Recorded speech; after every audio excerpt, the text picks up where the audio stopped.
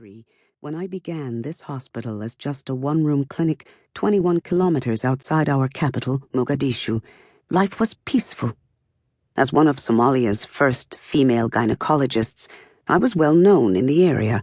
So when civil war broke out 7 years later, my patients, my extended family and neighbors, and victims and survivors flooded the main road that led out of Mogadishu and passed right by the clinic.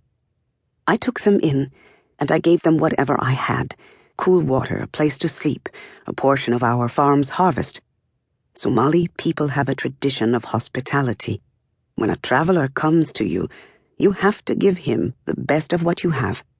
If you fill his stomach and tell him sweet words, God will bless you.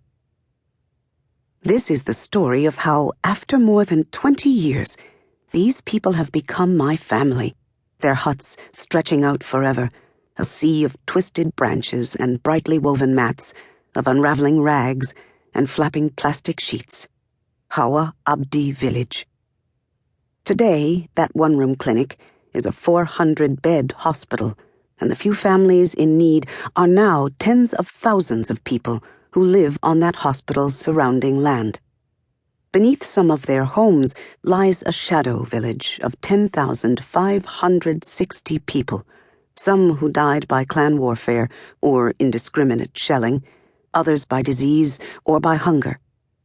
We buried them together in one place, never imagining that the war would continue for so long, that the number of people seeking our help would grow to 90,000, and that a new generation would be forced, by lack of land, to build their huts atop a mass grave where, for so long, we have mourned. We owe it to the dead and those who live among them to remember that our heritage is not one of violence and destruction. Centuries ago in Somalia, our people lived in small settlements and coastal towns, lying like a jeweled necklace along the beautiful Indian Ocean. The rainy seasons were sometimes short, sometimes long. They gave the people green canopies from tall trees and the cleanest, sweetest air you can imagine. Even in the dry season of January, February, and March, the dead branches found new life by the riverside. They were bent into frames for makeshift huts, not unlike those that now crowd my land.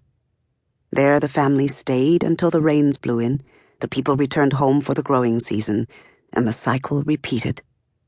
While the weather patterns shift, the rhythm of the seasons forever guides our life. So too do so many Somali traditions, some beautiful, some damaging. Like most Somali people, my mother's family were pastoralists. They reared animals for milk and for meat, and cultivated maize and sorghum during the rainy season. During the dry season, they wandered with their animals in search of water. They loaded their camels with their valuables, their dishes, and their carpets, as they searched for a place where their herds could graze. The difficulty in Somalia can be explained by the fact that in every time of strife, as in every dry season, it is the same story. A gate opens, and all the animals run together after one patch of grass, trying to beat out the others. The herders follow. "This is our grass," says the strongest herder to the others. "So you find another spot." If the losers refuse to leave, they will fight the winners. The same is true if there is a group of people who live near one well. They will say to the thirsty people wandering, "You're not drinking this water." Years after, when the rain comes, the hunger and thirst are quenched, but the once thirsty people remember, and the conflict remains. As I've traveled all over the world to seek help for the displaced people living on my land, people have asked me, how can it be? How is it possible, they wonder, in the center of what has been called the world's most failed state, can there still be some safe haven, a refuge, a society living harmoniously in a village known simply by one woman's name? In Hawa Abdi village, I tell them, we treat all victims of the conflict equally, no matter what side they're on. I learned this lesson from my father, who had a wider world view than his father or the generations who came before, because tragedy had forced him onto a different path.